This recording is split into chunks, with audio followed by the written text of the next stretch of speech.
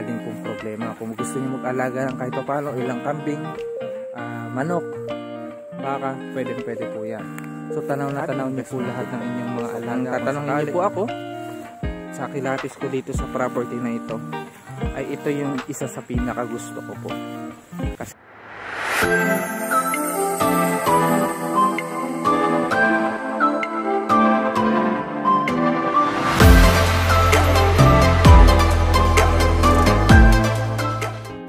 hello guys, magandang araw sa inyo. Okay, sa mga naghahanap po ng kanilang pwedeng bakasyonan at probinsya dito sa Quezon po. So ito po ay sa Calauag, Quezon. Bale, kagandahan po nitong property na ito, marunong din po mag-abiyad ng papel yung may-ari po, yung seller. So ito po ay ready to transfer na. So LRA na lang po ang inaantay po nito para po i-release yung pinaka sukat po nitong kabuuan po. So ang binebenta po dito ay ito pong harapan na po yan. So ito po yung nasa 1.9 hectares. Yan po. So ang frontage po nito ay sobrang lapad po. So approximately ang ano po nito, ang frontage nito ay nasa 60 meters po. Mahigit pa ho. Kasi nung sinukat daw po yung kabila doon ay ang pinataka po ng per hectare ay nasa 39 meters ang frontage po. So dyan magsisimula yan sa malinis na yan at hanggang doon pa po. So ito po hiniyugan. So ayan po. So wala po itong tambakin, walang bangin. So may pataas lang siyang portion. So kung magtatayo po kayo ng mga bahay at gusto niyo magkaroon ng probinsya, so pwede po ito. So kagandahan po nito ay okay ang mga papel. So kausap po mismo natin ang may-ari. So kahit sila po ang humarap po sa inyo at kayo mismo po diretso lang usap po kung paano yung magiging proseso, ay ready na po yan.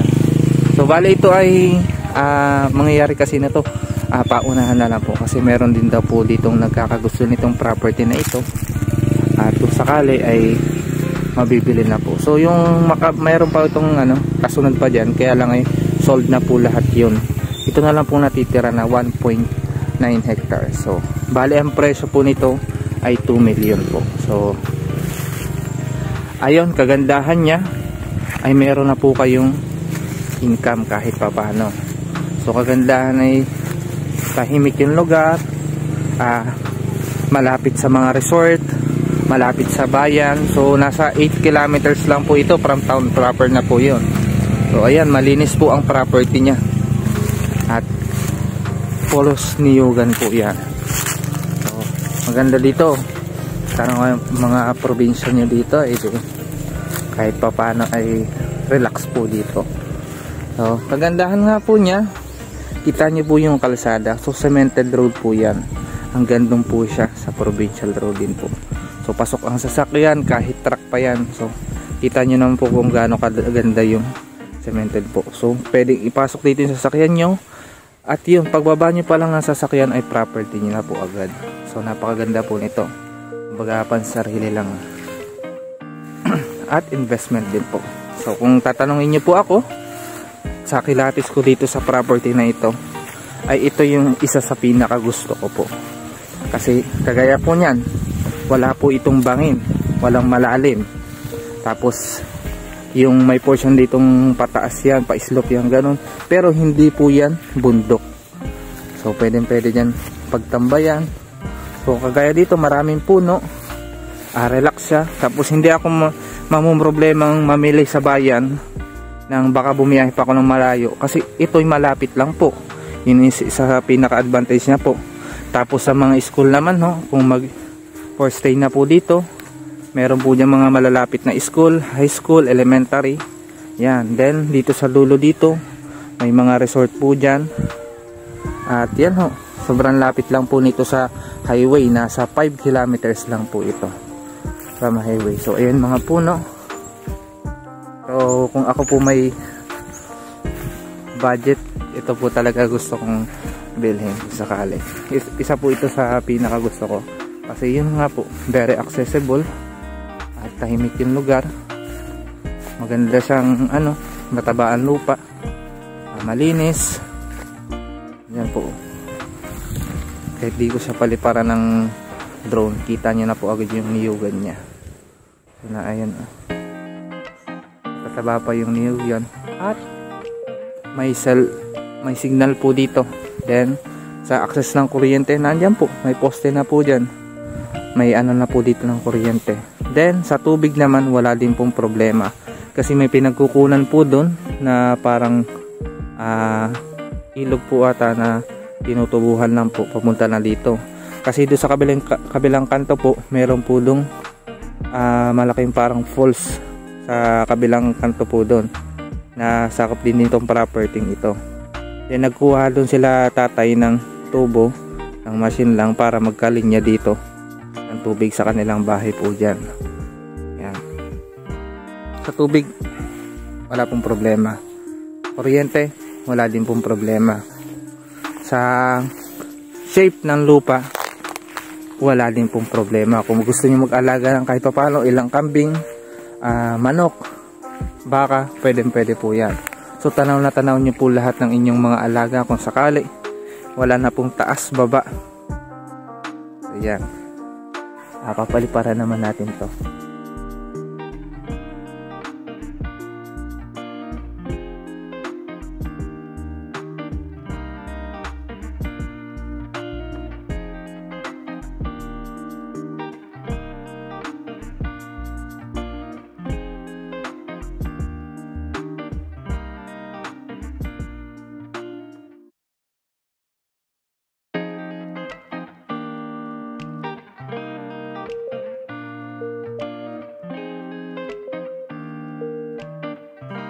Kung babiyahe po kayo from Manila ay aabutin lamang po dito ng 5 to 6 hours.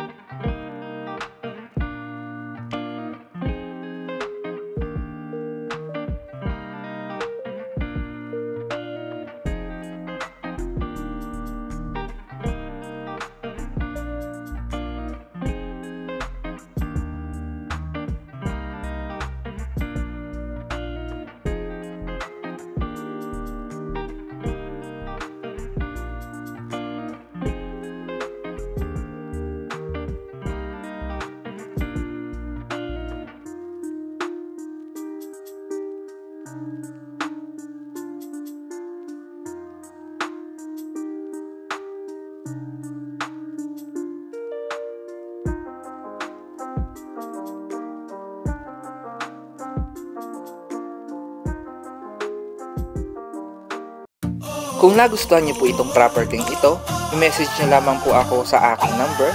Available po yan sa WhatsApp at Viber. O kaya naman sa aking Facebook account, Peter Porrebecacion-Ulayaw. At huwag niyo rin kalimutan mag-subscribe para lagi po kayong updated sa aking mga bagong upload na property. Baka sa kasunod na upload ko, ayun ang farmland na hinahanap mo.